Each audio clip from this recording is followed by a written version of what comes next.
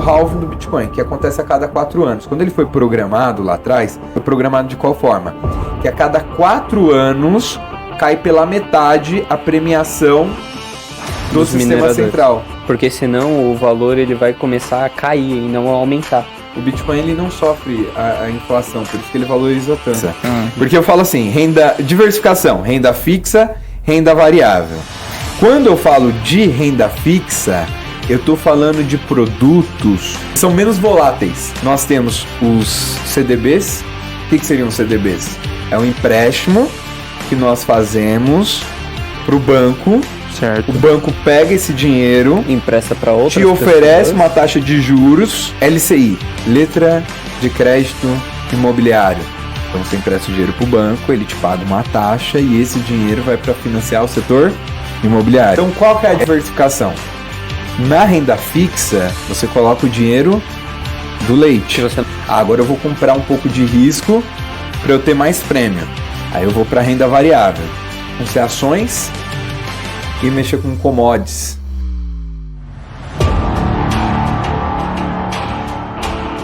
Fala pessoal, tudo bem? Aqui quem fala é o Rafael, um dos hosts aqui do podcast Gravata Solta, o podcast feito com empresários, por empresários, para você empresário. E no tema de hoje a gente vai abordar investimentos. Então o que sobre investimentos? Cara, tudo. A gente abordou desde day trade até renda fixa, renda variável. Então vai ter muito conteúdo nesse podcast para você ficar ambientado sobre todos os investimentos possíveis. Então confere aí que tá muito bacana.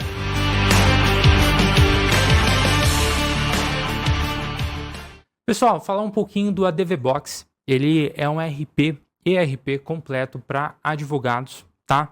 E dentro do ADV Box você consegue controlar inteiramente seu escritório. Desde a parte do marketing, ou seja, desde os leads que estão caindo no seu escritório, até ali a ponta final, o recebimento, tá, dos honorários.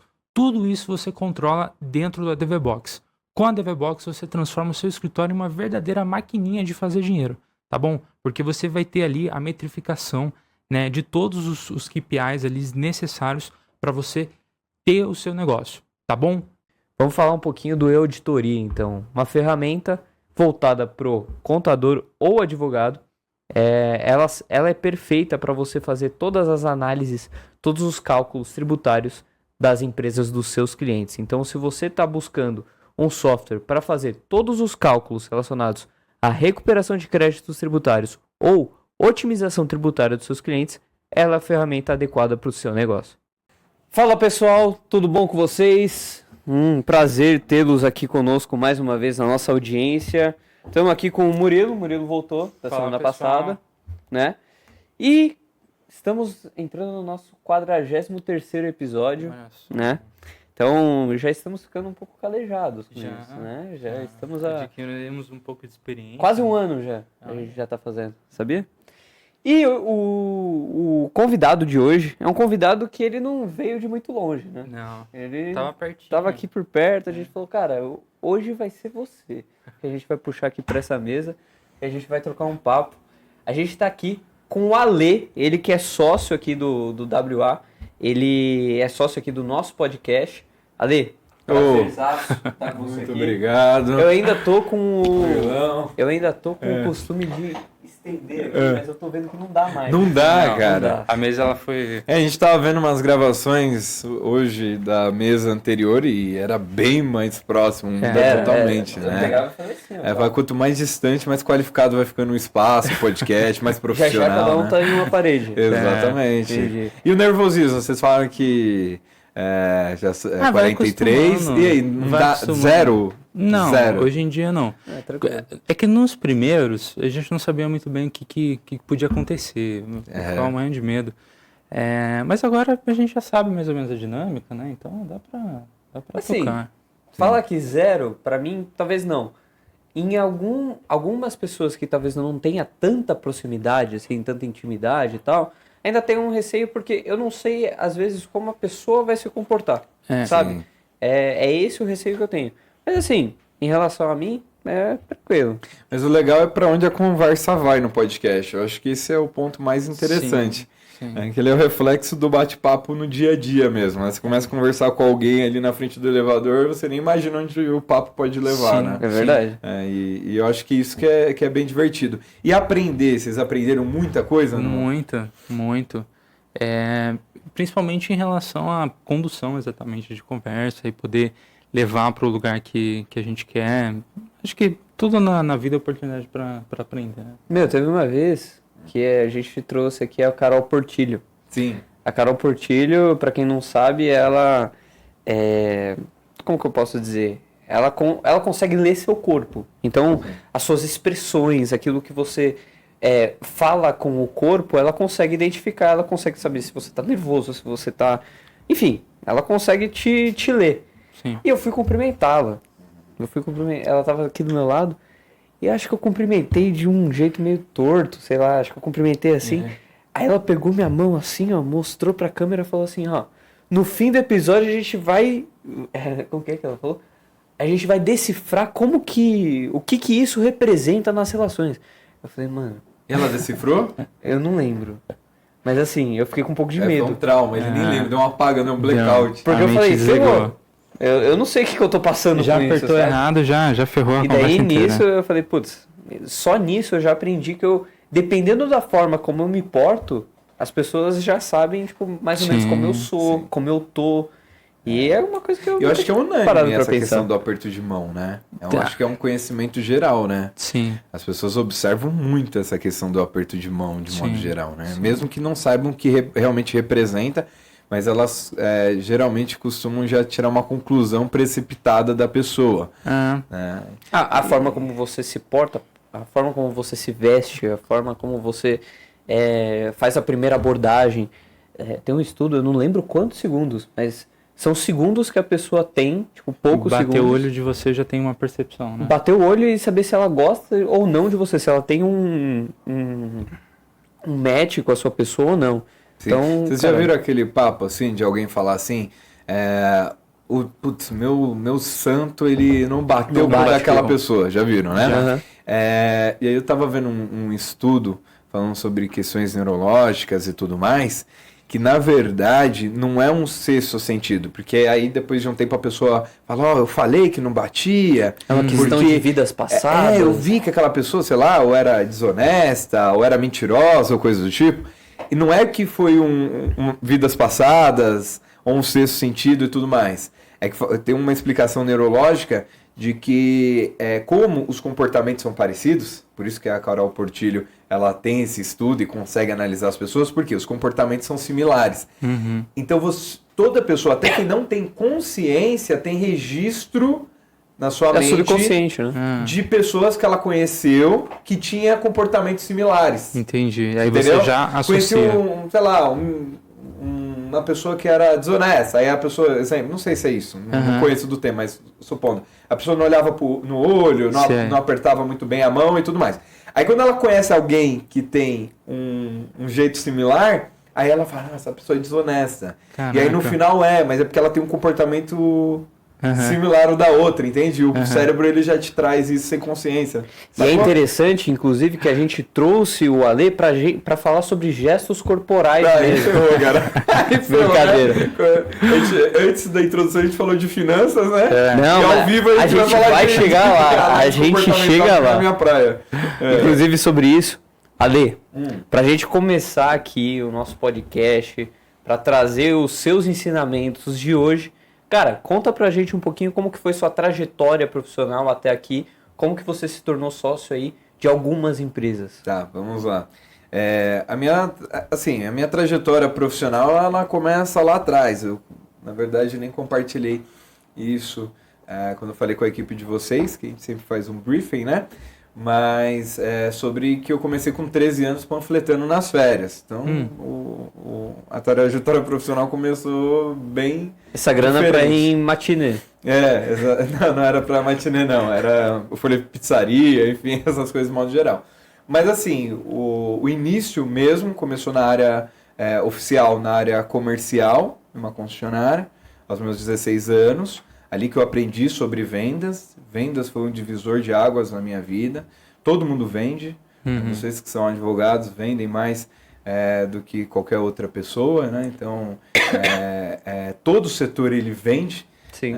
E a diferença é o estilo de venda de comunicação. Então, a minha vida inteira eu vendi até hoje. Vendi a minha imagem, vendi a comunicação, vendi segurança, ensino, credibilidade, ajuda, enfim. E aí depois, aos 18 anos, que eu comecei a empreender de fato. Apesar que eu sempre tive um espírito empreendedor, na época que eu estava na concessionária. Mas por conta da sua família, alguém te inspirou? O que rolou aí? Pode ser. Minha mãe sempre teve uma veia empreendedora, sempre empreendeu. Trabalhou muitos anos na área da beleza, em salão. Mesmo quando ela estava no salão que não era dela, fora do horário ela ia atender clientes pessoais, então estava empreendendo. Sempre foi vendedora, começou a carreira vendendo livro e sempre se orgulhou muito disso, de dizer que era ótima vendedora, que tinha vários troféus, enfim. Então é de sangue isso aí. Então uma pegada de sangue. Eu tive um tio, marido da minha tia, então não era de sangue indireto, mas que também foi inspiração, sempre foi empreendedor, empreendeu em várias áreas, foi uma pessoa que sempre auxiliou muito as pessoas que estavam ao redor e também gerou muita admiração para mim. Então pode ser que algumas referências como essa me incentivaram, né? E aí eu conheci o empreendedorismo mesmo com 18 anos, por mais que eu estava falando que eu comecei a empreender antes, sem perceber que quando eu estava na área de vendas, eu era estagiário, então eu trabalhava 6 horas apenas. Então meu horário era, se eu não me engano, acho que das 10 ou 11 da manhã até as 5 da tarde, era alguma coisa assim. E eu chegava mais cedo. Aí os finais de semana eu não podia trabalhar porque era estagiário, mas eu ia trabalhar para poder vender. Então eu já estava empreendendo, porque o empreendedor é isso, né? Não tem muito horário. Exatamente, ele trabalha os finais de semana, ele leva o negócio para a cama, para o travesseiro, né? E por aí vai. Então eu já empreendia. Só que aos 18 anos eu empreendi de fato, abri meu CNPJ e comecei a trabalhar com venda de aparelhos terapêuticos. Mas da onde por que foi para aparelhos terapêuticos? Que abertura teve aí? Tá, vamos lá. Nesse período que eu estava na concessionária, trabalhando com vendas, eu tinha aí nessa época eu já não era mais estagiário, já estava como vendedor, né? Já tinha sido efetivado como vendedor. E aí, como que era o plantão? Não sei nem se podia ou se pode, enfim, mas era assim. Eu trabalhava segunda, terça, quarta, quinta, sexta, sábado, domingo, segunda, terça, quarta, quinta, e aí eu folgava sexta, sábado, domingo. Caraca. Acho que isso ultrapassava a carga horária semanal, provavelmente, né? Talvez. Nunca percebi, nunca questionei. É a primeira vez que eu tô questionando agora. Eu parei pra pensar. E aí, beleza. Então, na quinta-feira, o que eu fazia? Ó, o espírito empreendedor. Eu viajava. Eu ia pra Foz do Iguaçu, de ônibus, atravessava a fronteira numa van, comprava coisas no Paraguai, relógio, perfume, e voltava e vendia pros meus amigos. Então eu já estava empreendendo, né? De forma amadora, não oficial, enfim. E aí num dia eu saindo da concessionária quinta-feira à noite, um rapaz, um vendedor da concessionária que tinha me conhecido aquela semana, me parou e perguntou: e aí, vai estar aí amanhã? Eu falei: não, tô de folga. Então vai fazer o quê? E eu comentei com ele. E ele me convidou para conhecer uma fabricante desses aparelhos terapêuticos. E aí ele me levou até essa fabricante, me apresentou como que era a estrutura, ele fazia também essas vendas, ele estava abrindo o CNPJ à parte para poder fazer essa distribuição, e ali surgiu o meu interesse dentro da oportunidade. E aí dali por Daí diante, você fez uma jornada dupla? fiz uma jornada dupla durante 35 dias, que você se afiliava a essa fabricante e você tinha que cumprir algumas metas para, a partir disso, você poder abrir um CNPJ e vincular direto à fábrica e poder fazer essas vendas. E aí eu bati essa meta em 35 dias, foi algo bem diferente, assim, porque a galera demorava muito, tinha gente que demorava 6 meses, 8 meses. Ele mesmo, acho que já estava uns 5 meses para conseguir fazer essa distribuição, e eu bati em 35 dias. E aí o volume financeiro que eu ganhei nesses 35 dias foi, sei lá, correspondente a uns 5 meses de trabalho dentro da concessionária. E naturalmente eu já fui impulsionado a focar 100% a partir principalmente do fator que eu abri CNPJ. Então eu abri o CNPJ, vinculei, aí eu praticamente dei um abandono, cara. Eu fui muito irresponsável. Abandonou o emprego. Cara, eu não fui. Eu parei de ir e não fui. Entendeu? Não avisou nada. Não avisei, cara. Anos depois eu mandei mensagem pra minha supervisora na época pra pedir desculpa, porque ela foi uma pessoa muito importante na minha vida, que abriu oportunidade e do nada eu sumi, né? Então, a imaturidade é uma loucura, né? Você tinha cara? quantos anos? 18? Eu tinha 18. Então eu tinha muita maturidade por um lado e pouca por outro, né? Era simples, tô saindo tal e tudo mais. Mas eles não deram abandono, fizeram minha rescisão lá, só, não sei como que romperam lá minha rescisão, mas fizeram não teve rescisão, mas também não teve multa, coisa do tipo. Isso 2 meses depois, que aí o RH entrou em contato comigo e falou, Alexandre, faz... Então, eu vi na segunda-feira você não apareceu aqui. Não, na segunda. Eu vi na segunda-feira de 2 meses atrás, né? Faz 2 meses que você não aparece, tá bem e tal. Pegou atestado? Era uma empresa grande, era o Grupo Sinal, não sei se vocês já viram, Não, de concessionárias, não tem bastante concessionárias e tal. E, enfim, e aí eu segui. E aí segui empreendendo, e aí nunca mais parei. E aí depois que você é picado pelo mosquito. O mosquito do empreendedorismo, é difícil voltar atrás. Você pode passar por qualquer situação que seja, você sempre retoma empreendendo de alguma forma. Né? Eu acho isso muito, muito especial. Sempre que eu vejo, por exemplo, uma possibilidade de negócio, eu já imagino como que eu poderia fazer para, por exemplo, otimizar e começar a crescer aquela questão. Parece que é uma forma de pensar que uma vez que você vê as coisas desse jeito, você não consegue desver, você não consegue mais ver de uma outra maneira. É uma ótica, né? É uma ótica diferente. É um ponto de vista totalmente contrário, né? Sim.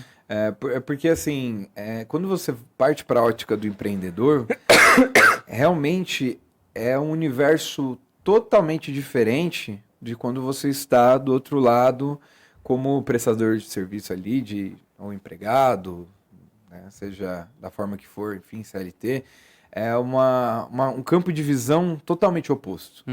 Porque quando você está como empregado, você olha para a empresa e você vê a empresa forte, a empresa rica, o dono que enche o bolso de dinheiro, né? Então você vê isso.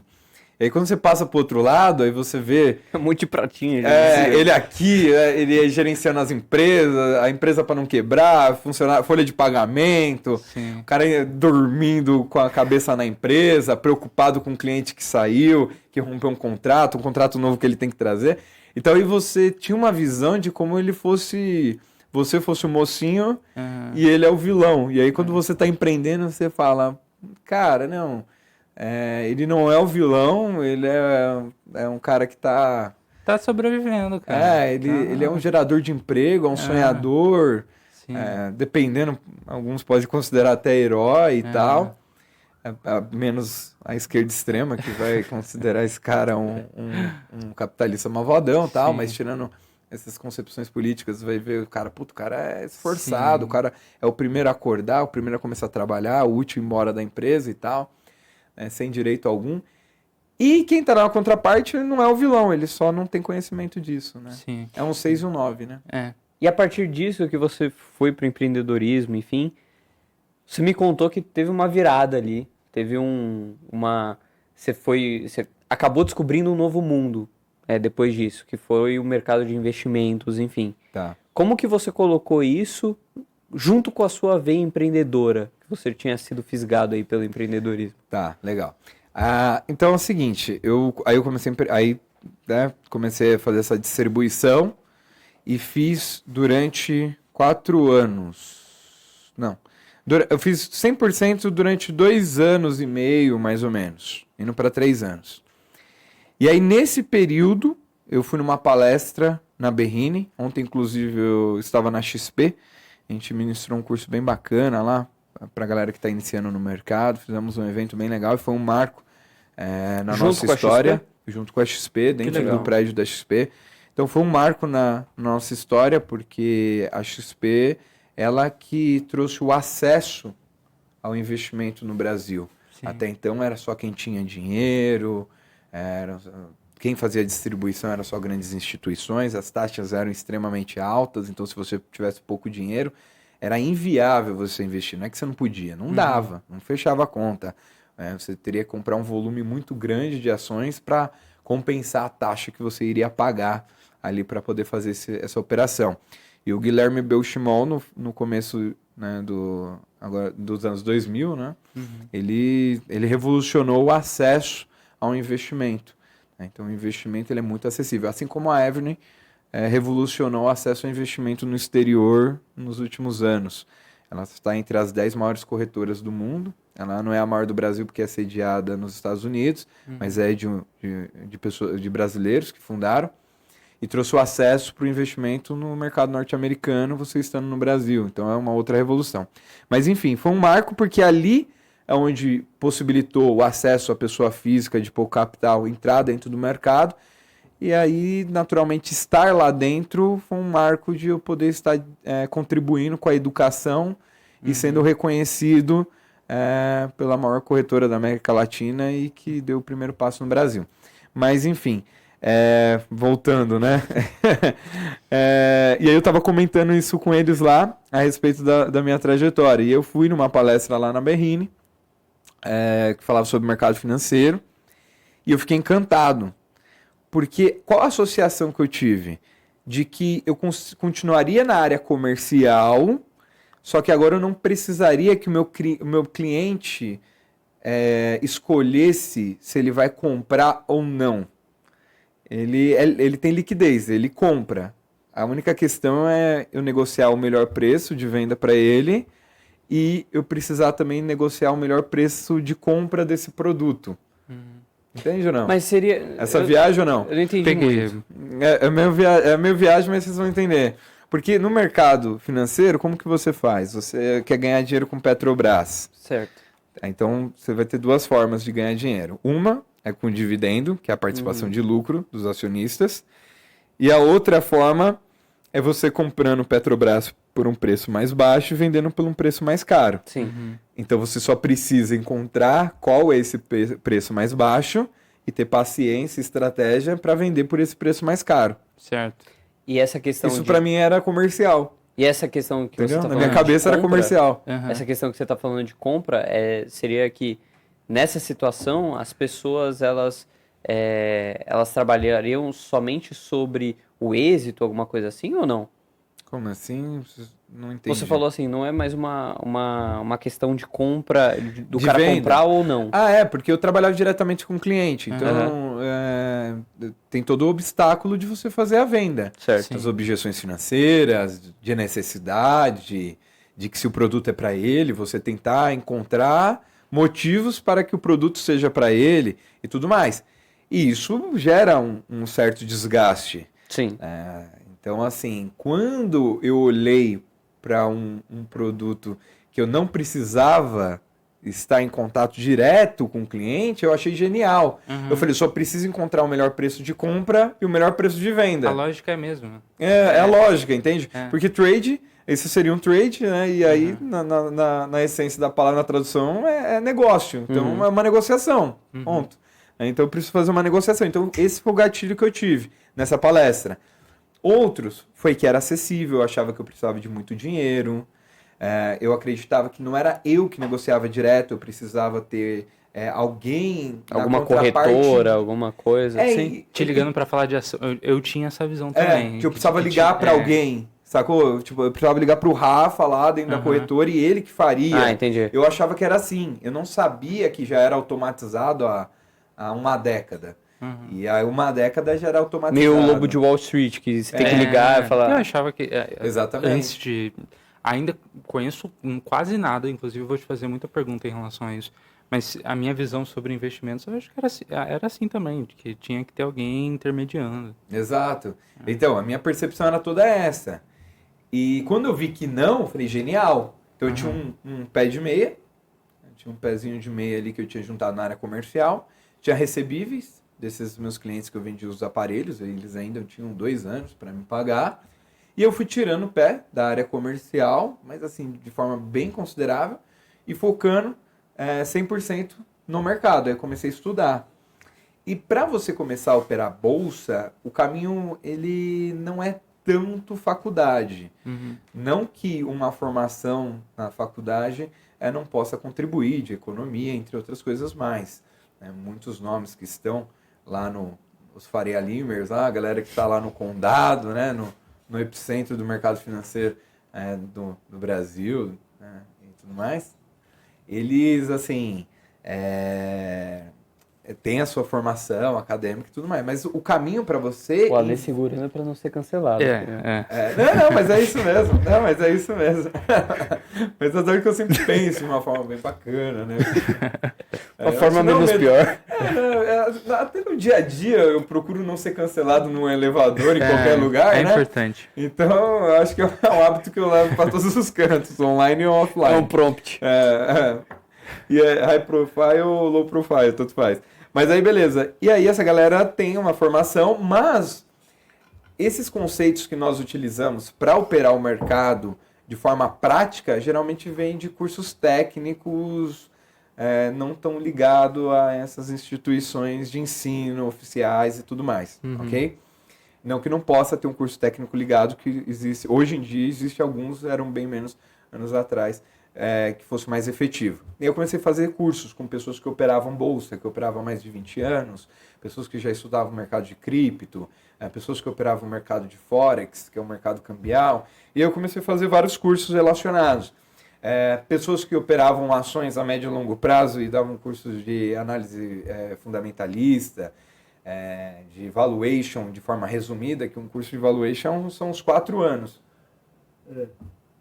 Um dos professores que nós temos lá na FT, desculpa, um dos professores que nós temos lá, ele cursou acho pelo menos uns 3 anos depois da faculdade, imerso numa pós-graduação, entre outras coisas mais relacionadas a esse um estudo mais avançado de valuation. Então, mas aí eu fiz cursos breves.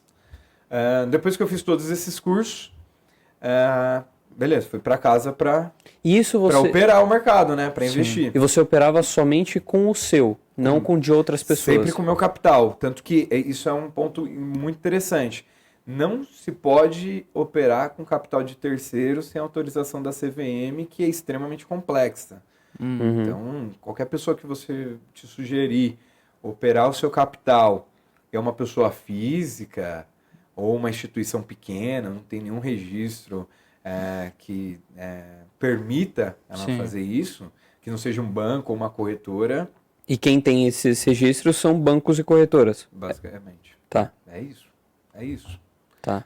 Então, assim, você tem os agentes autônomos, enfim, que eles conseguem fazer, mas eles sempre estão por trás de um escritório, de uma corretora. Com essa licença. Um escritório da XP, um escritório de alguma outra instituição, né?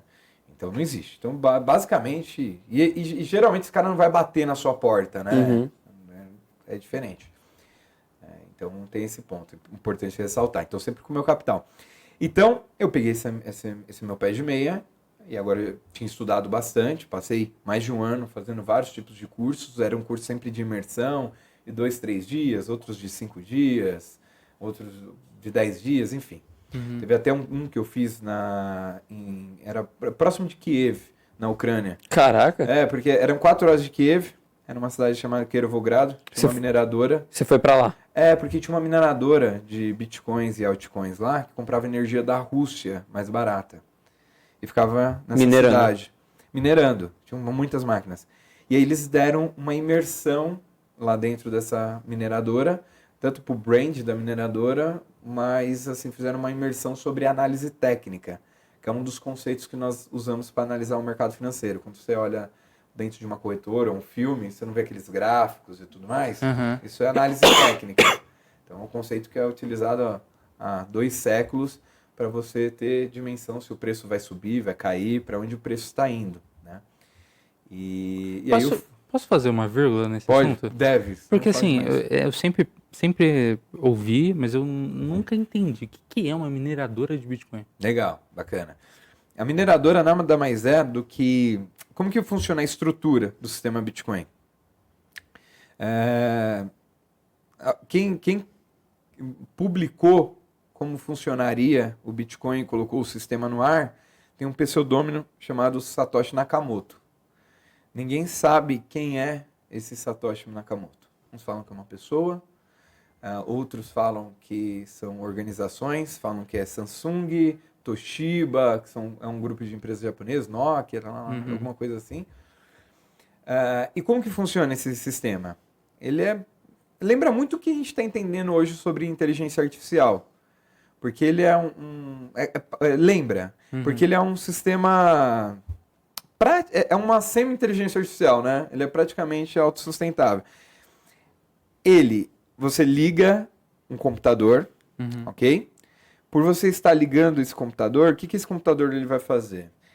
Quando o Murilo transferir para o Rafa um Bitcoin, nesse momento precisa ser validada essa transação e é cobrada uma taxa.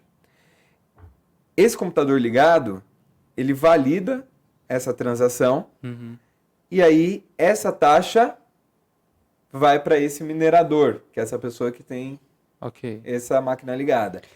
E o próprio sistema de bitcoins, né, a própria blockchain, ela também dá um prêmio para essa pessoa que validou a transação, entendeu? É um mercado sustentável. Você entendeu? Quem está minerando tá fazendo o seguinte, beleza, vou ver se essa transação é real. Ela é real, ela é válida, se isso que ele está de fato transmitindo é um Bitcoin. Caraca, na minha cabeça, eu achava que eles... porque Bitcoin... de novo, eu sou leigo no assunto. Bitcoin a questão da blockchain são números, né? Basicamente. Não, na verdade, é a validação em blocos. Tá. Então, assim, é um sistema, né? Chain de corrente, né? Então, são blocos de correntes. O que eles fazem? Houve essa transação. Uma máquina validou. Só que não é uma única máquina que valida. Outra máquina é sorteada ali dentro do sistema para poder validar essa transação. Ela valida. Todo grupo valida. E aí... Se tiver alguma paradinha ali no meio, não é validado, a operação não se concretiza. Exatamente. Entendi. Não tem falsificação de Bitcoin, entendeu? Entendi. Eu achava que as mineradoras ficavam criando Bitcoin. Na minha cabeça era isso. Sim. Novamente, cabeça de leigo. Não, é só de se pensar. Mas ela mais ou menos... como ela estivesse criando. É tipo uma... Porque quando ela valida essa transação, além de ganhar a taxa, o sistema de Bitcoin dá recompensa para ela também. E o que teve esses dias? Você ouviu falar sobre o halving do Bitcoin? Não. Mais ou menos um mês e pouco atrás. Foi no meio de abril. Meio de abril. Teve o halving do Bitcoin, que acontece a cada 4 anos. Quando ele foi programado lá atrás, 2008 para trás, ele foi programado de qual forma? Que a cada 4 anos cai pela metade a premiação do sistema central. Porque senão o valor ele vai começar a cair e não a aumentar. Porque eu trago mais demanda ali pro mercado Bitcoin, mais pessoas querem comprar Bitcoin. Mas se eu continuo na mesma demanda, na mesma produção de Bitcoin, ele não se valoriza. É inflação. Então eu trago mais gente e diminuo a oferta. Com isso o preço aumenta. Exatamente. Tá. Exatamente. O Bitcoin ele não sofre a inflação, por isso que ele valoriza tanto. Entendi. Assim, é óbvio, desde do início do sistema, em 2011, 2012, 2013. Só que ficava difícil você acreditar que um produto digital... Né, saber se vai dar certo ou não. Ia valorizar tanto, exatamente. Porque ele teria que ser usual. E ele se tornou usual. Como reserva de capital... e por aí vai. E assim, outras coisas que incentivam. Imagina quanta de corrupção corre no sistema de criptoativos. Aí você fala, então ele é um vilão. Não. Sempre houve corrupção. Só mudou a metodologia de distribuição. Então concentrou esse capital. Você vê que você não vê mais dinheiro na cueca. A Coreia Você viu esse papo? Você não vê mais história de dinheiro na cueca. Por quê? Não rola mais dinheiro na cueca, entendeu? Dizem que a Coreia do Norte tá cheia de Bitcoin. Pode ser. Dizem. Não tem como saber. Não sei como que eles estruturam. Então, assim... então, aí ele vai reduzindo. E aí ele tem um limite de 21 milhões de unidades. Até hoje eu não lembro quantas foram mineradas. Mas, assim, ele tem um limite de 21 milhões, que vai acabar lá por 2.141 quebrados. Mas a cada 4 anos vai diminuir. E essa diminuição é o que o Rafa falou. Vai tendo menos produto no mercado. Se tem menos produto e mais pessoas interessadas em comprar, o que acontece com o produto valoriza. Então não dá para andar para trás. Então todo halving que tem, teoricamente, posteriormente a isso, tem uma valorização do Bitcoin. Exato. Por isso que Exatamente. ficou, nossa, o Bitcoin, não sei o que. Exatamente. Meio que ele... E Exatamente. no último ano, inclusive, se você pegar a análise dele, ele faz tipo um... vrr, ele aumenta muito o valor, justamente por conta do halving. Outras coisas relacionadas, mas é também empurrado por isso. Né? Exatamente. Nos próximos 8 meses, é possível que o Bitcoin tenha uma valorização considerável. É a hora de comprar Bitcoin? É Ou já poss- passou? Assim, na verdade o Bitcoin eu acho que assim, sempre passou. Né? Sempre tá passando. Só o cara que pagou, só o cara que recebeu lá da pizza que ele Só ele, recebeu né? na hora certa. Mas ninguém. Sempre o Bitcoin ele passa da hora de comprar. Entendi. Se você não comprar hoje, é bem provável que você perdeu uma nova passada. Então, no halving, tinha muitas pessoas que estavam esperando uma mega valorização do dia para noite. Sim. E o histórico, né, dos últimos halvings que tiveram, que foi 2012, 2016 e 2020, ele valoriza ao longo dos próximos 8, 9 meses. Mas teve muita gente sem informação que achou que ia valorizar do dia para noite. Aí vende. Aí ele caiu da casa dos 71, 72 mil dólares para 58 mil dólares. Caraca. Então, o melhor momento das últimas semanas, os últimos próximos meses, foi de Foi 58 justamente. mil dólares. E foi justamente no momento que mudou. É. Que teve a desvalorização. Eu acho que Exatamente. provavelmente muita gente fez isso. Exatamente. Caraca. Então, sempre é a possibilidade. Eu ouvia falar que o Bitcoin ia custar R$1 milhão. Achava insano. Conheci o Bitcoin a R$5 mil. Então, falar que ia custar R$1 milhão seria insano. Hoje está na casa dos R$300 mil. Aí falam que vai custar $1 milhão. Porra. R$1 milhão a gente já começa a acreditar que ele vai chegar a R$1 milhão. E $1 milhão. Entendeu? Então, se ele chegar a $1 milhão, realmente o melhor momento para comprar é hoje. Mas também é um investimento de risco, né? Pode ser que, pô, amanhã tá valendo 0,0030. Se for pegar até, Ale, é uma pessoa, por exemplo, que nem eu, que não tem ideia de investimento, enfim, tem muito interesse. É melhor ela começar direto no Bitcoin ou, tipo, existem formas melhores para você sentir como o mercado funciona, etc. Certo, vamos lá. Na verdade, assim, tem que ter uma cultura de investir. Né? Como o Rafa falou assim, pode desvalorizar também, e aí? E aí, qual que é o problema? Vamos lá, vou perguntar para vocês, para construir esse meu raciocínio. Se uma pessoa comprou R$10 mil de Bitcoin e ele desvalorizou. Se a pessoa comprou R$10 mil de Petrobras, né, de ações da Petrobras, e desvalorizou naquele período, de quem que é o problema? De quem que é a culpa? Não sei apontar. Eu não consegui. Fala assim, pô, mas quem que é o culpado dessa desvalorização? Foi o cara que comprou? Tá, agora eu vou colocar mais um trecho. Não, agora eu vou colocar... Aí é o cara que comprou? Ele que comprou é o culpado? Quem falou pra ele ou quem disseminou essa informação que é o culpado? Tá, beleza. Agora eu vou fazer uma pergunta diferente. Ações da Petrobras estavam na casa dos quase 30, 20 e poucos reais ali antes da pandemia. Caiu para menos de R$10, chegou a bater R$6, mas assim, na casa dos R$10. Então, supondo que uma pessoa comprou a ação da Petrobras a 20 e poucos reais, aí veio a pandemia, a ação caiu para R$10, ok? Os R$10 mil dela. E depois da pandemia, as ações da Petrobras chegaram a bater agora R$40. A culpa é de quem nesse caso? É do mercado? Da É do especulação. Covid? É da especulação? Como que isso poderia ser nocivo para alguém? Porque para essa pessoa ela, né, tinha 10 mil, aí ela aí desvalorizou, estava na casa dos 20 e poucos reais, foi para R$10. Aí essa pessoa, putz, eu perdi dinheiro, foi lá e fez o quê? Vendeu as ações, aí depois valorizou. E agora, de quem que é a culpa? Acho que a questão não é muito de... Eu não consigo ver culpa. Mas as pessoas veem. Não, a culpa é que o Bitcoin ele oscila muito, ele Não, desvalorizou. é do mercado. Né? A culpa é do mercado, a culpa é da bolsa. Na verdade, a culpa é de colocar aquele dinheiro ser um dinheiro que ela precisa Tá. num tempo específico. O dinheiro que ele vai para o mercado, você não necessariamente precisa perder dinheiro numa desvalorização. Você pode perder tempo. Uhum.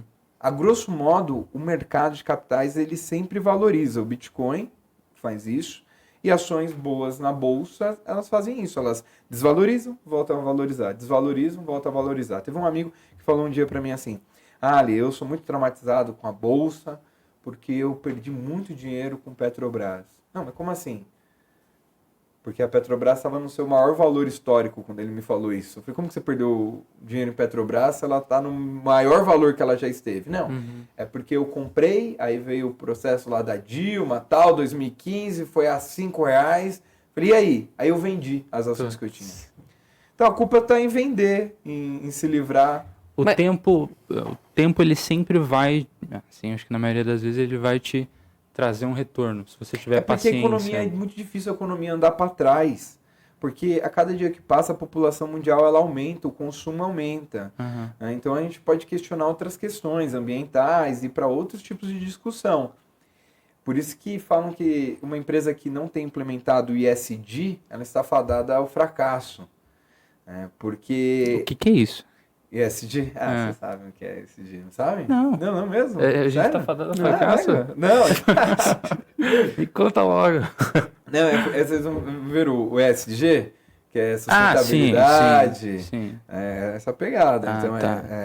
é sustentabilidade, você ter governança, inclusão social e tal. Sim. Mas por quê? Principalmente no fator ambiental. Porque quando a crise ambiental for uma das maiores que nós vamos enfrentar, quais empresas não vão desvalorizar? As que estão sustentáveis dentro do mercado. Perfeito. Pode ver que são as grandes empresas, entende? Mas deixa eu te fazer uma pergunta. Entende? Então, por que aí para concluir, por que então o mercado ele segue essa ascensão de valorização? É porque a cada ano que passa é necessário gerar mais riqueza. A demanda é muito alta por consumo, roupa, alimentação, a população ela aumenta no mundo inteiro, então vai aumentar a exportação. Então isso naturalmente faz com que haja uma valorização natural. Mas eu tenho uma questão aí. Tá. Eu acho que devem ter algumas linhas, né, em relação a investimento. Você se considera uma linha de, tipo, por exemplo, uma linha que eu vou comprar a ação e eu não vou vendê-la até que aconteça algo. Como que você tem essa linha de pensamento em relação a ações? Por que eu te pergunto isso? Vamos imaginar.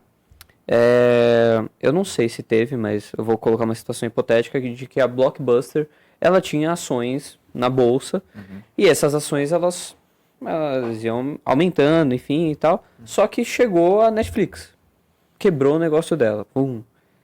Acredito que a economia dos Estados Unidos tenha subido desde então. Então, assim, o consumo em relação a tudo aquilo que você disse faz total sentido. Só que esse ativo, digamos assim, ele quebrou. Ele não existe mais. Como passar dessas barreiras que ocasionalmente podem ter? A Petrobras furou um monte de poço. Putz, ela furou todos os poços e não tinha nada, só tinha água. E aí? Como que acontece nesses casos? Legal. E ótima observação, Rafa, porque qual que é a pegada?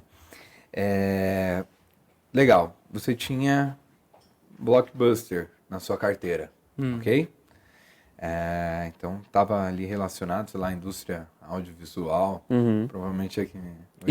Hoje não tem nada a ver com isso, né? Hoje tem a ver com tecnologia. Estaria no... E filme, cada vez mais foram feitos mais filmes, enfim, então tipo, tinha produto pra caramba pra ela alugar. O produto filme hoje ele não é mais entretenimento, né? Ele é tecnologia de distribuição, né? Sim. Ele era... Que louco. Ele gera mais grana em tecnologia do que de gravação. Era né? aluguel de ativo imobilizado, hoje é licença de... Era publicidade. E é ainda. Para produzir o filme e tal, tem um investimento de publicidade, as empresas bancam para fazer o brand, né? A valorização da empresa e tal. da marca, mas assim, isso daí era o foco da indústria. Hoje a tecnologia é total, é na edição do filme. Então, vai mais ou menos na linha tudo. que eu perguntei, Então, beleza. porque as Então- coisas mudam. Então uma fatia, mas aí eu te pergunto, você tinha $10.000, e aí você investia em ações na América, aí você tinha a Blockbuster, aí você investiu. Aí eu te pergunto, os $10.000 você colocou em Blockbuster apenas, os $10.000, ou você colocou $10.000 no Bank of America, né?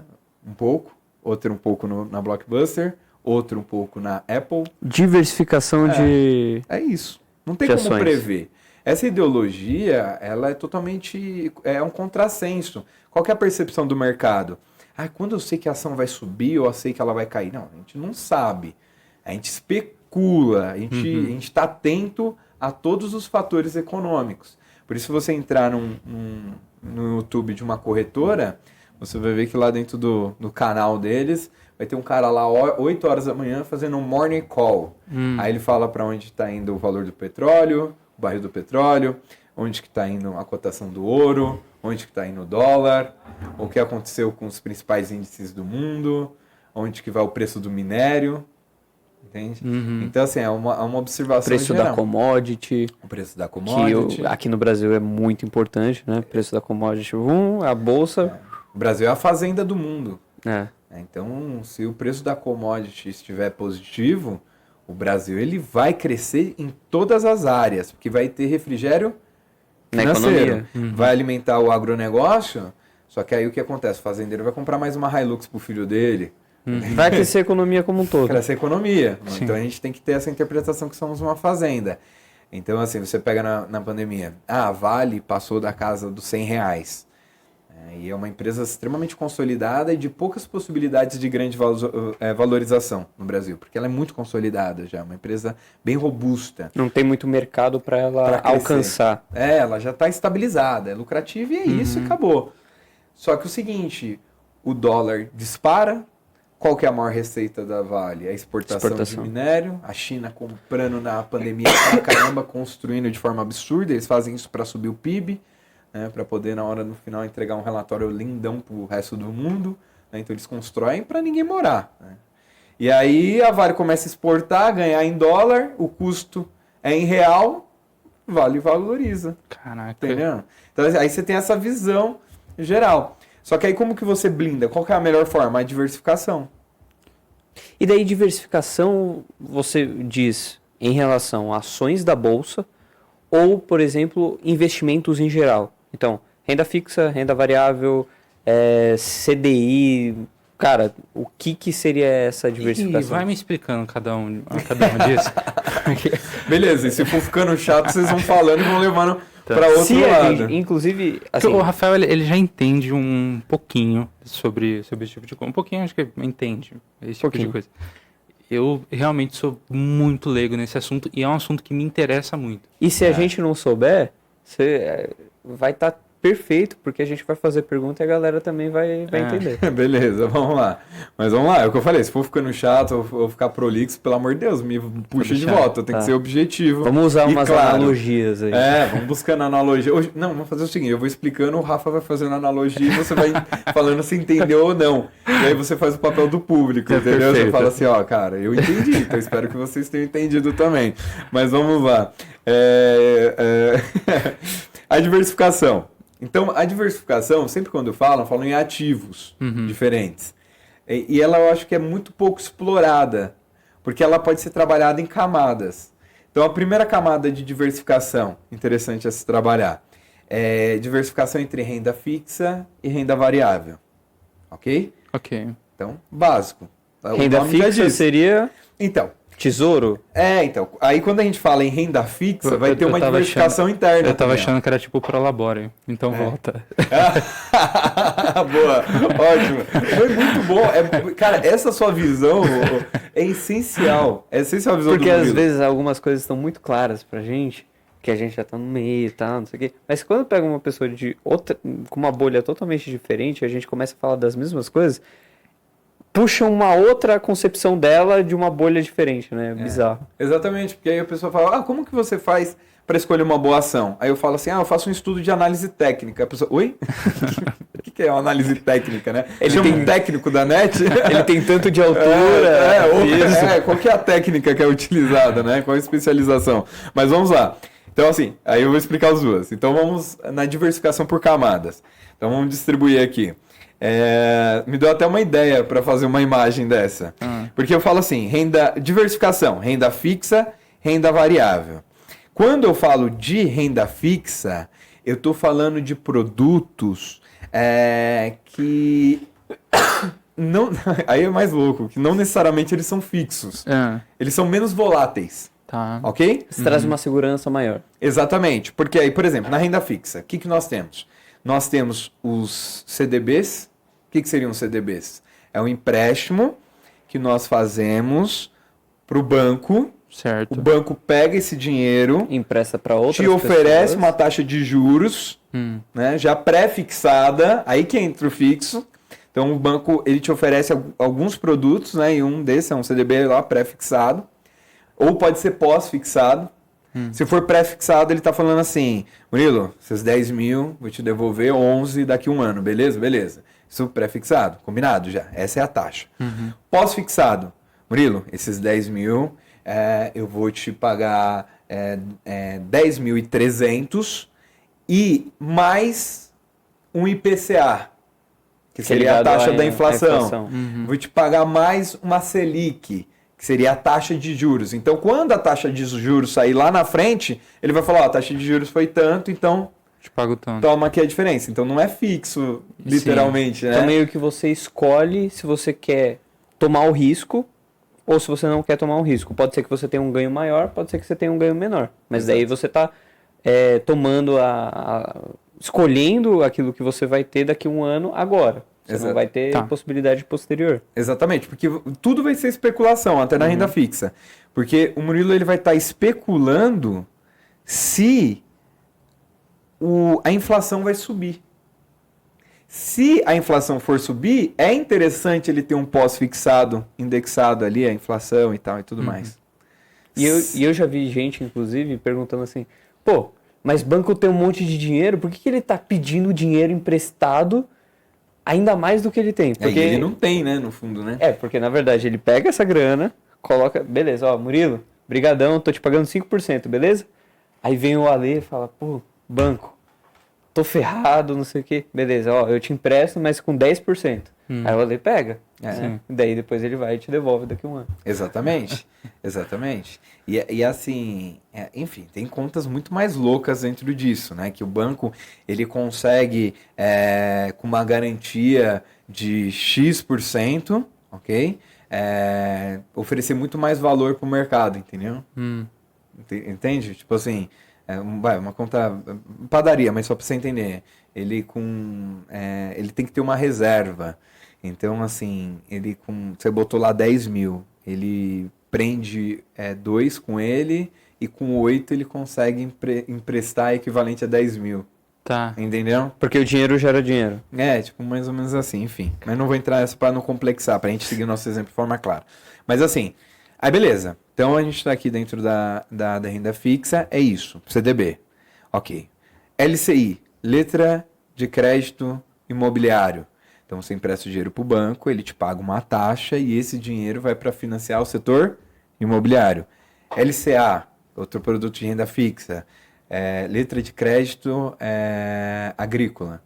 Ok? Então você vai estar emprestando esse dinheiro para o banco, ele vai voltar para o agronegócio. Então você escolhe em qual cesto você quer colocar seu dinheiro. Você fala, puto, o agro vai ser bom, ele colocar no agro é legal esse produto.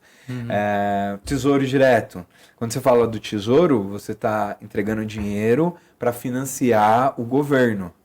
Tá. Então o governo ele precisa pegar empréstimo, aí o governo faz um compromisso com você de devolver esse dinheiro lá na frente. É um dos melhores títulos que tem de renda fixa, que ele te dá um ótimo prêmio.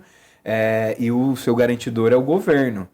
Se o governo não cumprir com você, é porque ele quebrou. Tá. Né? E um país ele não quebra, ele busca dinheiro fora. Ele imprime também, né? Ele imprime. Se ele precisar, ele imprime papel moeda para te pagar. A única Ok? coisa é que vai ter inflação. Exatamente. E aí, beleza, isso é produto de renda fixa, ok? Ok. Se você for ver, você tem várias garantias. Por exemplo, esses produtos têm um FGC. Ele garante até R$1 milhão em 4 instituições diferentes, 250 mil por instituição. Então, o FGC é um fundo garantidor de crédito que se esse banco quebrar e se o dinheiro tiver aplicado lá, seus 100 mil, ele paga os seus 100 mil. Então, essa que é, por isso que fala que é seguro. Entendi. Porque você tem uma garantia por trás, você tem uma... Inclusive, uma conta de pagamento não tem, né? É, né? Tipo, se você for, sei lá, eu não lembro. Mas tem algumas, sei lá, PagSeguro. Você pode deixar o dinheiro lá e ele vai render mais do que esses... Ah, Sabe o que eu tô falando? sei, que é tipo, o saldo líquido lá na conta. É, tipo, rende 110%, não sei o quê. Aí você vai ver por quê. Na verdade, não tem esse seguro. Então, Entendi. beleza, eu empresto, não tenho segurança que eu teria em outros, por isso que me traz mais grana, entendeu? É, tem um produto muito merda. Tá. Pensando pra não ser cancelado. Agora, corta. Não brinca não, pode deixar. Não, mas assim, que seria... Olha como ele é perigoso. É porque ele é perigoso. Porque ele é perigoso. Putz, agora ferrou, né? Quem vende esse produto, né, cara? Vamos fazer só esse corte. Só esse corte, né? Mas vamos lá. Produtos como o tipo. Já vou dar um exemplo merda junta e morre no exemplo merda. Beleza. Mas seria tipo um debenture das lojas americanas. O que é um debenture? Ela fala assim, ó, eu te pago 18% ao ano. Aí você olha pro tesouro te pagando 11, 12 e fala, nossa, que idiota que colocou no tesouro. Vou ficar rico. Vou emprestar para as lojas americanas. E aí deu essa quebradeira, não tinha dinheiro para pagar as contas. Não tem o seguro FGC. Você achou que estava numa renda fixa. Quem comprou o risco e tinha consciência do risco, ótimo. E quem não tinha? Então aí comprou o debenture dela, que não é totalmente diferente da ação. Tá emprestando para eles. E aí eles estavam pagando, acho que era isso, 18% ao ano. Estavam pagando um Da ótimo Americanas prêmio. mesmo? É, você me empresta o dinheiro e te paga um juros de 18% para financiar meus negócios. Só que o negócio estava totalmente instável. Então você pode fazer isso com uma empresa, não tem problema. Então assim, produto merda, vírgula. Se for uma empresa Dependendo da empresa. bem estruturada... Debenture eu vi em comercial. você vai emprestar pra Gol, por exemplo, agora tá vindo a fusão com a Azul e tal. Mas aí, ó, se vocês meses atrás, é a Gol ruim das pernas, setor aéreo, é um setor muito delicado, quebra sempre. É igual o varejo, igual as lojas americanas, parte do varejo. O varejo é muito difícil no Brasil por conta dessas questões de juros e tal, mas a gente fala na variável, a gente fala na aba da variável quanto a isso. Beleza? Isso é renda fixa. Então, qual que é a diversificação? Na renda fixa, você coloca o dinheiro do leite. Que você não pode perder. Que você vai usar daqui a um ano, que você projeta trocar de carro daqui a um ano, comprar uma outra casa, um apartamento, a reserva de emergência, se por acaso você perder sua receita, ok? Ok. Aqui, renda fixa. Aí, a diversificação. Outro capital, que é aquele capital que eu tomo risco, porque eu quero ganhar dinheiro, porque a máxima do mercado é o seguinte, para você ter ganho, você precisa tomar risco, porque só existem duas partes no mercado, quem compra risco e quem vende risco. Só existem essas duas contrapartes na ponta. Alguém vai estar vendendo risco, alguém vai estar comprando. Quanto maior é o prêmio, igual a loja americana, é 18%. É porque o risco é maior. Por que o Tesouro paga 11%? Porque o risco é menor. Então, quanto mais de risco você comprar, maior vai ser o prêmio. Ok. Então, aqui, renda fixa. Colocou essa fatia. Agora eu vou comprar um pouco de risco para eu ter mais prêmio. Aí eu vou para renda variável. Aí, quais os produtos que eu tenho dentro do mercado de renda variável? Assim, o produto matriz vão ser ações e mexer com commodities. Então, assim, dentro da bolsa você vai ter aqui bolsa de fundos imobiliários. Então, vamos falar aqui. Então, você vai ter... Fundos imobiliários, eu tenho a percepção que ele é um pouco mais seguro ou não. Sim, porque aí você chega na renda variável, agora você vai também ter as escalas de segurança. Então você vai ter agora outras escalas. Tipo, então, o Bitcoin tá no último. É bem volátil, né? Pode ser, depende, né? Enfim, vamos tentar. Ele gosta do Bitcoin. Que eu gosto. Tal. É volátil, é muito volátil. Se você encarar a volatilidade como risco, sim, aí é arriscado. Mas criptos em geral é bem são, voláteis. Né? São bem voláteis porque elas não... apesar que, por exemplo, você pega uma cripto chamada Tether, ela tá atrelada ao dólar. Hum, Então a volatilidade dela é menor. entendi. Depende do que a cripto tá atrelada, né? Qual que é. E quanto que ela tá envolvida de fato com esse projeto que ela tá atrelada, entendeu? Uhum. Então, beleza. Mas vamos lá. Aí você tem fundos imobiliários. É legal. É um produto que soa até como renda fixa. Que ele te dá uma rentabilidade mensal referente aos imóveis que aquele fundo possui. Tem um De aluguéis. Tem um desses fundo que, por imóveis. exemplo, ele tem vários lotes em shoppings, por exemplo. E daí, como que esses fundos ganham dinheiro? Se eu falar alguma coisa errada, você me corrige. Não, pode falar. Mas eles vão ganhar dinheiro com locação desses espaços. Vamos imaginar, teve uma pandemia, ninguém pagou aluguel. E aí? Putz. Entendi. Mais ou menos por aí, né? Os fundos se valorizaram na pandemia. Então, quem colocou a sua reserva de emergência em fundos imobiliários antes da pandemia entrou em desespero, Inclusive, entendeu? E os Entendi. fundos só desvalorizaram porque as pessoas começaram a vender porque precisavam de dinheiro. Caraca. Você entendeu? Não é esquema de pirâmide esse negócio? Parece, né? O mundo é uma pirâmide, né, Meu, cara, econômica, né? estão falando que a volta do home office é justamente por conta disso. Muitos fundos, por exemplo, que têm espaços na Faria Lima, enfim, começaram a ver que começou a desvalorizar porque ninguém utilizava. Caramba. Só que esses fundos estão por trás de grandes empresas também. Então, tipo, empresa, vamos trazer de novo a galera, porque tá desvalorizando meu terreno aqui, tá trazendo menos dinheiro pra mim. Beleza, vamos voltar. Então não tem mais home office. Entendi. Dizem. Não, faz Dizem. sentido. Entendeu? Aham. Pode ser. Né? E aí pode se transvestir de outras questões. Estamos voltando por isso, né? Por questões psicológicas, por questões de saúde. As Porque- pessoas estão muito como que é? Isoladas. Sedentárias, né? Isoladas. Né? Eu acho que tem uma questão aí. Tudo, acho que tudo pode contribuir. Criatividade e tal, mas eu acho que também tem esse ponto. Eu acho que... Vocês gostam de trabalhar de home office? Cara, eu não funciono tanto de home office. E você? Gosto da ideia, mas na prática não é tão legal. Então é unânime, assim, para quem está muito engajado com a atividade ou quem empreende, né? É igual a festa da firma lá, o podcast, vocês viram lá? Que é feito pelo o Ceará do Pânico lá, ele fala assim, aqui na... Que ele é todo... É um personagem, né? Que ele coloca lente. Ele eu já aqui vi, na mas eu- PJ, a gente trabalha num sistema híbrido. 5 vezes da semana. Presencial de segunda a sexta e home office aos finais de semana. Essa daí eu já escutei algumas vezes. Já. Exatamente. Então essa pegada pro sistema híbrido. Então assim, muito bom o papel dele. Mas assim, qual que é o ponto? Os fundos, eles têm essa volatilidade, mas se você for ver, é muito menos voláteis do que ações que a gente vai entrar a seguir. Outras questões. Porque assim, ele está indexado ao imóvel. E ainda a gente tem uma escassez de imóvel, né? No país ainda você considera, né? Então, assim, você vai alugar uma sala aqui no prédio, não tem tantas salas para locação. Quantas pessoas não têm seu imóvel próprio, né? Então, ainda você tem essas questões. Então, o fundo, por exemplo, fundos de shopping, você estava falando de tipos de fundos, fundos de shoppings. A sala que a gente aluga foi vendida por um fundo imobiliário. Mas tem tipo armazém, tem tudo. Tem tudo. E aí, qual que é o interessante do fundo? Aeroporto. Exato, se você fala assim, eu vou comprar um imóvel para alugar. Imagina, do Rio Grande do Sul. Então imagina Caramba. agora como foi o caos. Você está exposto a esse tipo de volatilidade. Tem uma pandemia, coisas do tipo. Outros cenários seriam previsíveis com o passar do tempo. A demanda por aluguel vem diminuindo, então o preço do aluguel vem caindo.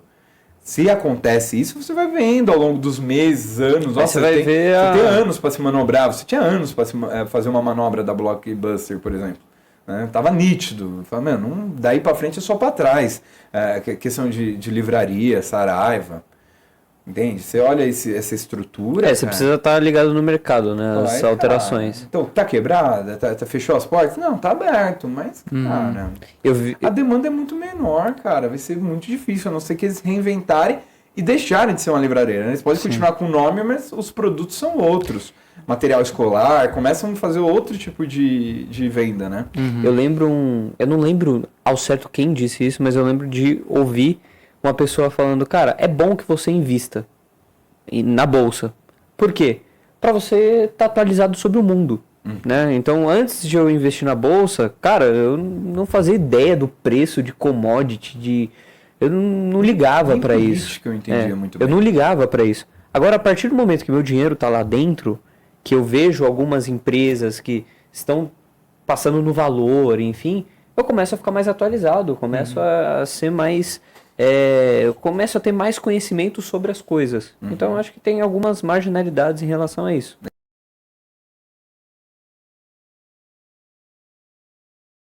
Pessoal, falar agora do Chat Guru. Para resumir, você trabalha com vendas e usa o WhatsApp? Então o Chat Guru é para você. Sabe por quê? Porque ele é uma ferramenta que automatiza os processos, tá? Ele consegue ali simular como se fosse de fato uma conversa humana, não fica aquela conversa que você tem que você sabe que é um robô. E de fato você consegue ali salvar tempo do seu time de vendas na medida em que você automatiza esse processo, escala esse processo sem precisar contratar outras pessoas ali para fazer o atendimento. Muito bacana. A partir de qual momento você viu que isso, todo esse conhecimento que você adquiriu com os cursos, enfim, você conseguiria monetizar isso? Tá, beleza. Então, aí eu passei, voltando, né, lá no começo, né, e buscando resumir, como o Jô Soares falava, né, resumir o que não dá mais para ser resumido. A gente vai falar de linguagem corporal, a gente vai falar de investimento e agora Exatamente. do Alê como sócio. Exatamente. Então, tentando resumir o que não dá mais para ser resumido, então aí eu participei, fiquei encantado, comecei a estudar e comecei a pegar esse meu pé de meia e investir. E aí eu investi, parti para renda variável, porque eu queria comprar risco para poder fazer uma receita maior, ok? E aí, então aí comecei a fazer as minhas operações. E aí segui fazendo essas operações. Por muito tempo não estava vendo um retorno considerável, assim, o capital não se mexia tanto. Eu falei, vou ter que voltar para a área comercial. Até que um amigo sabia que eu comecei a investir. O Murilo, mas o Murilo, interessante, como que funciona? Falei, vem aqui em casa, eu te explico. Nisso você já estava tendo resultado? Ou ainda não? Eu estava no marasmo ali, pouco resultado, que não pagavam as contas. Porque é uma percepção, as pessoas elas querem, eu quero viver de mercado financeiro. De renda passiva. Eu quero viver de renda passiva. Só que elas esquecem que é importante você ter um bom capital, você precisa construir isso, não é da noite pro dia. Claro, sim. A não ser que você vivia com, sei lá... herdeiro. Você vivia com... Exemplo bem grosseiro assim, mas vivia com 3 mil reais e vivia assim, aí herdeiro, morreu alguém, aí ele recebeu uma herança de 10 milhões, pronto. Aí ele vai pegar esse dinheiro, vai investir e ainda... vai continuar vivendo com os 3 mil e sobrando dinheiro para aumentar o custo de vida e tudo mais. Ao contrário disso, você vai ter que ir construindo um capital guardado. Quanto mais dinheiro você tem, o que você faz? Você vai subindo o seu padrão de vida junto e aí sempre vai ficando mais difícil você viver dessa renda passiva. Então, qual que é o ideal? O que eu sempre indico? Se você quer viver de mercado, você começa a investir, porém você tem que ter uma segunda atividade em conjunto. Então, continua com a sua atividade principal. A gente continua advogando, continua vendendo, continua empreendendo no segmento que empreende, vai fazendo dinheiro e vai poupando cada vez mais e vai engordando esse seu porquinho dentro do mercado. Eu, como já fui tirando o pé da área comercial de forma bem drástica, eu comecei a intensificar para isso dar certo. E aí tava nesse 0 a 0 aí, esse negócio não tava dando um resultado. Aí esse amigo, ele veio. Quando ele veio, eu comecei a ensinar para ele, eu parei de acompanhar muitos relatórios de corretoras, calls de analistas de corretora e comecei mais a preocupar com o meu operacional, porque ele está passando algo genérico, não para o meu bolso, para a minha necessidade. Ali dentro da sala, tinham pessoas com 10 mil, com 100 mil, com 1 milhão, com 10 milhões, tem todos os perfis. Era o que? Empíricos? Eu acompanhava pela Modal. Modal? Não conheço. Era um que é propaganda pelo Bernardinho, não sei se até hoje ele era embaixador. Então. E aí eu desliguei e comecei a dividir com ele as minhas estratégias de investimento. E aí começou a dar certo, aquele mês foi bacana, tirei um resultado legal. No outro mês também os meus investimentos rentabilizaram alguma coisa legal. Eu tinha um bom capital, só não estava sabendo administrar de forma adequada. Quando eu comecei a ensinar ele como ele deveria administrar, eu comecei a administrar melhor o meu. E aí segui. E aí consegui colocar o carro no trilho. Só que o que eu fazia? Eu operava um mercado extremamente arriscado, que é o day trade. Então vocês já ouviram falar de day trade? Sim. Já. O day trade ele é considerado como se fosse um caça-níquel do mercado financeiro. Assim, o que eu vejo parece uma aposta. Você aposta Jogo do tigrinho. Parece, mas assim, eu não entendo nada, novamente. Como é que funciona? Legal, então é importante essa percepção, porque é uma percepção geral e ela precisa ser desmistificada por uma parte, mas precisa ser alertada pela outra. Porque assim, a gente tem dois tipos de perfis hoje no mercado falando a respeito, pessoas relacionadas ao mercado financeiro. Umas falam que é jocatina, né, que é o jogo do tigrinho, enfim, que é caça-níquel. E a outra parte... Conservador. Não, fala que você vai ficar rico da noite pro dia com day trade, entendeu? Que você vai ficar milionário, que você faz 1.000 por dia, 2.000 por dia, 3.000 por dia, quanto você quer fazer por dia, né? E por aí vai. Putz, aí os dois são extremistas. E aí o que vocês acham da direita extrema e da esquerda extrema? Sempre tem um meio termo ali. Cara, que... o extremismo ele não é bom pra nada, absolutamente nada. Né? É igual academia, o cara é fisiculturista, aí se alimenta só de proteína e muita proteína e treina demais, é saudável? A própria galera da saúde fala que, das academias, que a vida do fisiculturista não é nada saudável, porque é levado o corpo ao extremo. Né? Então o extremismo de novo. Então não ir pra academia, eu vou ficar me entupindo de doce, pizza, fast food em casa e tudo mais. Uma merda também. Então nada que é extremo é interessante. E aí quando se fala do day trade, a mesma coisa. Porque existe uma coisa... O que é o day trade em si? É você comprar uma ação e vender ela no mesmo dia. Tá. Ponto. Day trade. Exatamente. Literal. Vamos supor que você comprou o Bitcoin a $68 mil. E aí no dia ele bateu $70 mil, você vendeu. Você ganhou? Sim. Foi jogo do tigrinho? Não. Foi aposta? Opa, depende. Baseado em que você fez isso? É uma aposta guiada, né? Então, é uma especulação. Como o mercado todo é uma especulação. Empreender. Você abre o escritório. Aposta esportiva. Dá pra se falar também. Porque você tem as estatísticas ali. Daria pra fazer essa analogia? Porque eu sei que, por exemplo, um time, ele joga de determinada maneira, eu sei os jogadores, eu sei mais ou menos a escalação, tal. Paquetá sempre leva cartão, não tem... Tá óbvio, né? A odd tá pagando até pouco, né? Só fazendo um parênteses. Vocês viram a foto? O prêmio é pouco, né? Vocês viram a foto que estavam, 6 jogadores? E daí, tava ele. Todos os jogadores estavam com camiseta branca. Aí ele tava com camiseta preta. Aí colocaram assim, odd... menos de 6 pessoas na mesa utilizando camisa branca. Daí ele, deu green, não sei o que, preto. Exatamente. Não, essa pegada. Porque vamos falar do trade esportivo. O trade esportivo ele vai exemplificar depois. Então eu vou fechar o day trade e vou falar do esportivo. Porque aí o day trade é isso. Então, depende. A aposta depende fundamentada em quê? Entendeu? Você fez um estudo. Se o Bitcoin cair um pouco mais... Você vai assumir um prejuízo? É um prejuízo calculado? Entendeu? Então você fez essa especulação de preço. O day trade ele é isso. Você compra uma ação da Petrobras a 35 e vende a 36 dentro daquele mesmo dia. Só que você tem que comprar muita, né? Para valer o financeiro? Sim. Aí começa a entrar no vale sombrio do negócio. Porque existe um ativo dentro do mercado futuro, aqui dentro do... Lembra que a gente estava falando aqui da renda variável aqui? Sim. Aí dentro vamos lá. Dentro da renda variável você tem bolsa. Dentro da bolsa você tem vários produtos aqui, a Bovespa.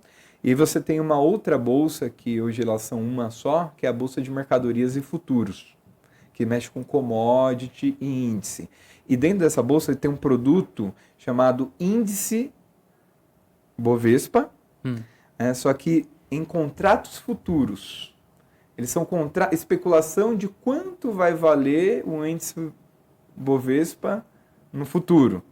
E são feitos por contratos. Por que contratos? Esses contratos eles são utilizados para hedge. O que é hedge? É você fazer uma proteção do seu capital. Por exemplo... Deu ruim, não vou perder tanto. Vamos falar por exemplo, tem os contratos de índice e de dólar. Vamos falar do exemplo de dólar. Por que existem esses contratos de dólar? Vamos supor que vocês vendem vinho aqui no Brasil e vocês compram do Chile. Vocês compram em real. Só que o Chile quer receber em peso, né? Ou aí a moeda universal, então nessa transação vocês vão usar dólar. Só que quanto que o dólar vai estar custando daqui 6 meses para o chileno lá, para o peso, e quanto que ele vai estar custando para o seu real? Seu custo é em real. Então o que você faz? Se o dólar cair, eu perco. Então você opera vendido dólar, acreditando na queda do dólar. Então você pega o seu dinheiro que você tem em caixa e você aposta contra o dólar. Se o dólar valorizar, na hora que você trocar ele por real, você ganhou nessa parte. Agora, se o dólar desvalorizar, você perde na troca, mas você ganha no mercado. Caraca. Complexo, né? Cacete, é aula, né, bicho? É complexo. Mas assim, basicamente, por isso que existem os contratos futuros. Eles são utilizados para hedge, para proteção, ok? Para fazer uma proteção de algum setor. No setor agrícola, eles fazem proteção, por exemplo, vende sacas de café. Dá para eu explicar, então, para ficar claro o que é essa operação vendida? Posso falar de café? Tem esse tempo? Ó, imagina que o Murilo, ele cultiva café, ok? Na fazenda dele. Só que ele acha, hoje a saca do café está R$100. Só que ele acha que o preço do café vai cair. Só que ele vai colher café só daqui 6 meses. Então o que o Murilo ele faz? Ele vai lá na bolsa, coloca uma garantia e vende a quantidade de saca de café dele que ele vai colher. 10 mil sacas. Ele vende 10 mil sacas de café a R$100. Ok? Então cada saca a R$100. Daqui 6 meses, o café caiu para 80. Quanto que ele vai vender o café dele que ele colheu? Assim. Ele vai vender 80, que é o preço que o mercado vai estar pagando. Aí ele vai vender por R$80. Aí você fala, putz, então ele perdeu esses R$20. Só que como ele operou vendido o café, na hora que ele colocou a garantia na bolsa, alguém operou comprado. Quem operou comprado perdeu R$20 por café, por saca. Ele ganhou esses R$20 para cada uma. Porque, na verdade, o risco que uma especulou que o café ia subir, outra que o café ia cair.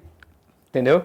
Caraca. O cara comprou a 100, achando que quando você fosse vender, tava 120. Entendi. Só que você vendeu a 80, então você ganhou e ele perdeu. Caraca. Aí você fala, beleza. É aposta. Aí você, aí você fala assim, beleza.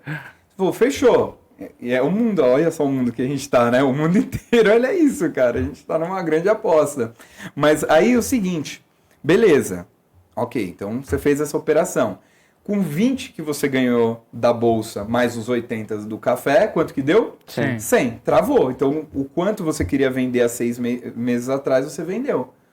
Você não podia vender lá atrás. Você só ia vender daqui 6 meses na hora que você colhesse o café. Não dá para fazer uma venda antecipada. Beleza. Mas isso é vendido no day trade? Então, eu vou chegar no day trade através disso. Tá. Aí, vamos supor que o café subiu. O café subiu para R$120. Beleza? Quanto que você vai vender o seu café físico? 120? Agora você acerta. 80. 80 no 120. Vai, nenhum outro Sei. Não, o quanto que o mercado tá pagando? Ah, não. 120, isso? O mercado tá Eu que vacilei agora. Só queria ver se vocês estavam espertos. Brincadeira. Eu que vacilei. O café vai ser vendido a 120.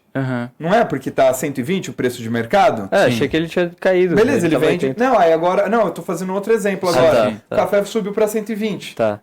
Quando caiu para 80, ele ganhou 20 da bolsa, e o café dele por 80 deu 100. Tá, o café subiu para 120. Ele só ganha 100. Ele vai vender o café físico dele a quanto? 120, que é o preço de mercado. Mas como ele apostou na queda do café e o café subiu 20, o que ele vai fazer? Vai ter que pagar 20 Vai ter que tirar vintão e pagar lá. No final, quanto que ficou no bolso dele? 100. Ele fez um hedge. Então, independente se o café suba ou caia, ele já vendeu o risco dele. E para quem ele vendeu o risco dele? Pro Rafael, que queria apostar na especulação para onde o café ia nos próximos meses. Mas o Rafael fez isso só porque ele achava que o café ia subir? Não. O Rafa fez isso porque ele fez um estudo de exportação do café, e ele falou, cara, o preço do café vai subir nos próximos 6 meses. Aí o Rafa foi lá, casou o dinheiro na mesa, bancou a operação, e aí o café subiu, ele pegou R$20 para cada saca que ele apostou que ia subir, entendeu? Caraca. Entendeu? Sim. Então serve para isso esses contratos futuros. Eles servem para rediar, para proteger quem quer vender risco. E alguém na contraparte compra esse risco que está disposto de especular. Beleza? Fechou. Então, dentro da bolsa tem o contrato de dólar para isso. E tem de café, tem de commodity. E aí tem de dólar, para quem quer fazer hedge cambial. E tem de índice, que é proteção econômica mesmo. Pode ser de carteira, entre outras coisas mais. Aí tem esses dois produtos. Mas onde que mora o lado sombrio do day trade? Que essa galera aqui, quando eles vão operar índice dólar, aí eles vão fazer o quê? Day trade com eles. Ok? Quanto que vai estar no final do dia. Até aí tá tranquilo. Só que, naturalmente, existe uma alavancagem oferecida pelo mercado. O que é essa alavancagem? Funciona assim. Você tem R$100 na sua conta dentro da corretora. A corretora te dá 25 mil para você operar, entendeu? Se você ganhar, você ganha equivalente a 25 mil. Se você perder, você perde equivalente a 25 mil. Então, se você tem R$1.000, você consegue operar com R$250 mil. Então, uma pequena oscilação do mercado, você faz R$1.000 positivo. E aí pronto, você fala, vou fazer R$1.000 por dia. Só que uma pequena oscilação do mercado, Você perde tudo. perde os R$1.000. Aí que mora o perigo. É na alavancagem do day trade. Tá. Você entendeu? Entendi. Aí que mora o perigo. Aí, então, no uso alavancagem, você pode usar, mas não R$100 para 25 mil. Entendeu ou não? Entendi. É um tema complexo. Complexo. Então, aí eu acho que é por ser complexo que aí morre assim o day trade. Ou vai ficar rico da noite pro dia, ou na contraparte que o day trade é um cassino ou coisa do tipo. Entendi. É como opera. Ele é apenas uma modalidade, entendeu? É mais fácil vir com essas propostas do que propriamente explicar que foi o que você Tudo isso fez aqui é aqui. muito mais maçante, né? Sim. Então é mais fácil para o nosso cérebro entender o seguinte. Vender a facilidade. O que você vai querer comprar? A ideia.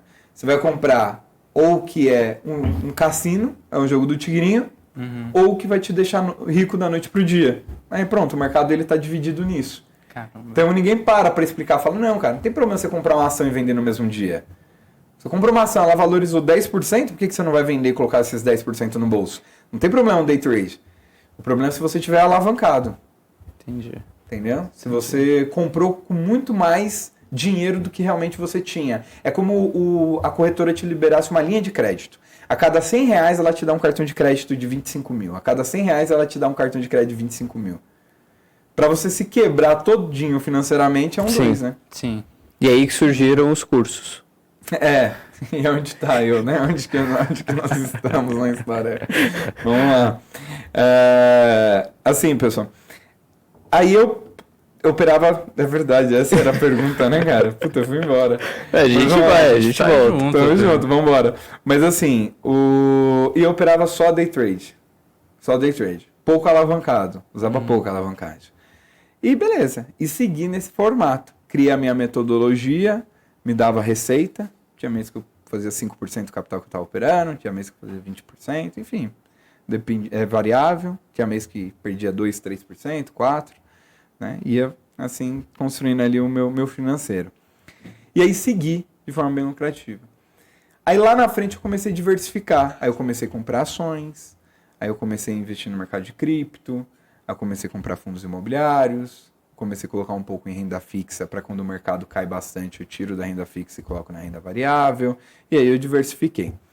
E aí segui dentro dessa metodologia.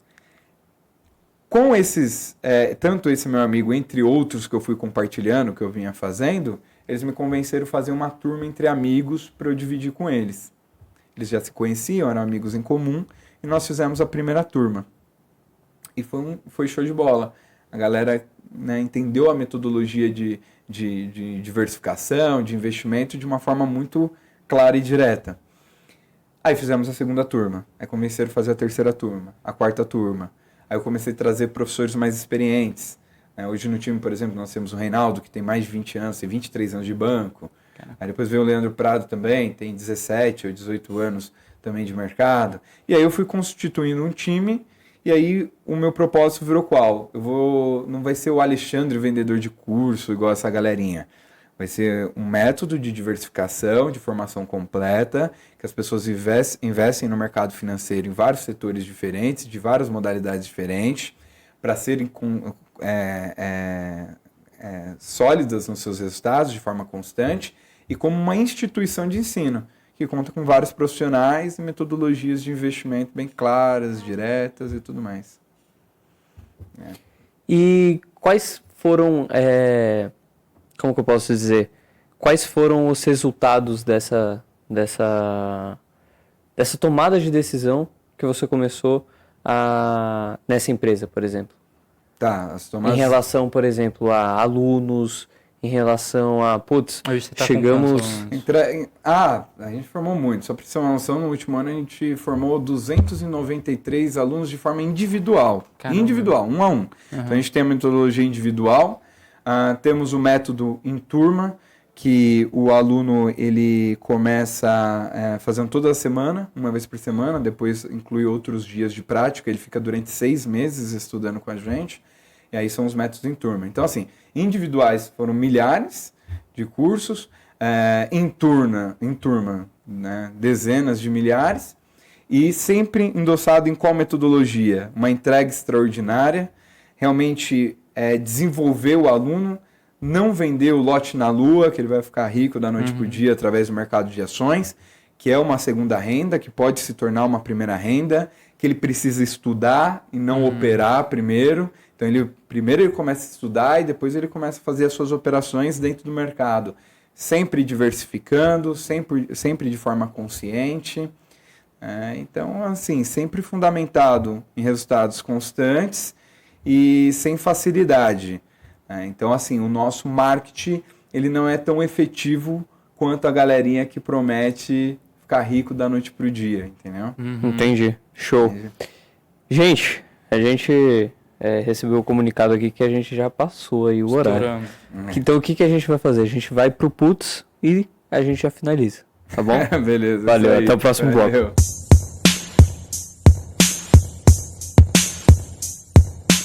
Então bora pro Putz. Vamos lá. Agora ele tá contra a parede aqui, agora a gente vai fazer umas perguntas. Não dá pra firular muito, né? Vamos lá, vou começar com uma fácil, tá? Bitcoin ou Bolsa de Valores? Bolsa de valores. Bolsa de Valores? Vamos lá, então, um empresário que você se espelha. Empresário que eu me espelho. Que te inspira, enfim. Tá. Vamos lá, pegar alguém bem considerável. Tem que ser rápido, né, cara? Sem tempo pra pensar. Não sem tempo pode pra pensar, cara. É que são vários. Jeff Bezos. São vários. Caíto Maia. Caíto Maia. Curso ou mentoria? Mentoria. Uma empresa que te inspira? Uma cultura de empresa que me inspira. TOTOS. TOTOS? De que segmento? Tecnologia. Tecnologia? Brasileira? Brasileira. A maior empresa de software da América Latina. Bacana. Não conhecia. Benchimol ou Nigro? Belchimon. Caraca, ele foi rápido mesmo. Achei que ele ia até falar um pouquinho mais. Nigro é muito bom, né, cara? Gostaria mais um Bruno Perini. Os economistas, ele... O Bruno Perini é sensacional. Eu Aí eu curto falaria Bruno Perini com toda certeza. Legal. E, cara, a última coisa, deixa um recado aí pra galera que tá pensando em investir, galera que tá pensando em montar seu próprio negócio. Dá uma mensagem aí, manda uma... Vamos lá, pessoal. Um alô pra galera. Tanto para quem deseja investir ou empreender, não é muito diferente os caminhos. Os caminhos, eles são muito iguais, né? Empreender é uma trajetória de investir, e investir é uma trajetória de empreender, por isso os resultados são variáveis. Tanto que eu tenho até o 59 Talks, que é empreender é investir, porque é a analogia realmente dessas duas profissões e que elas se cruzam o tempo inteiro. O empreendedor ele está o tempo todo investindo. A diferença é que ele não investe muitas vezes em ações do mercado em si, e sim ele está investindo no próprio negócio dele. Então, nas Uma questão é ações, tempo, outra dinheiro, talvez. ele está investindo no negócio dele. A ação que ele está comprando hoje é a empresa dele, ok? Então ele está investindo.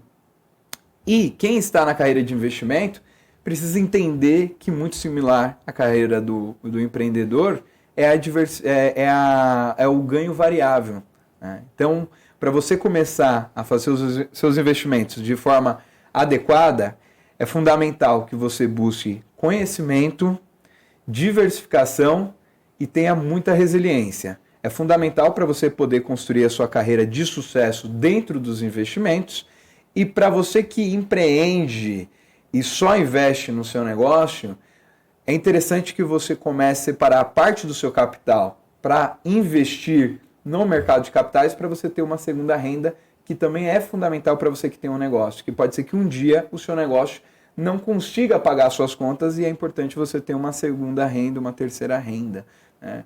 Ou que você tenha um bom capital ali guardado, que você não dependa dos dividendos do seu negócio, senão você vai comer todo o seu negócio e vai colocar ele à beira da falência. Então é uma questão de educação financeira, de modo geral, a gente acabou nem muito falando a respeito, mas ela é lamentável no Brasil. Então o único caminho que existe, tanto para o empresário quanto para o investidor, é buscar estudo e conhecimento para poder quebrar todos os paradigmas aí de falta de conhecimento sobre a educação financeira. Anotou? Então, esse é o recado aí. Anotou aí? Eu anotei aqui.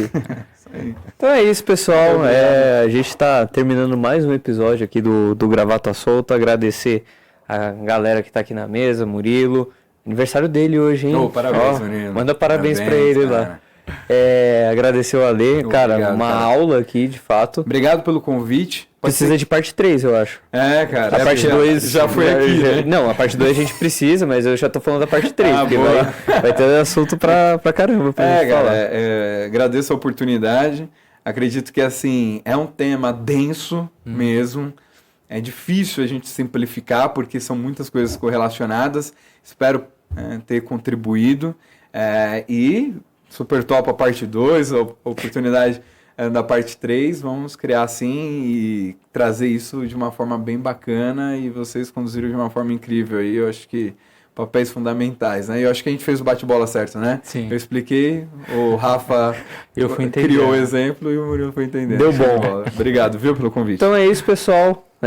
Não esquece de se inscrever no nosso canal, de ativar o sininho, curtir. Até falei errado agora. Avaliar a gente bem legal lá no Spotify. E é isso. Então estamos terminando aqui. Te vejo na próxima semana. Valeu, tchau, tchau. Valeu, pessoal.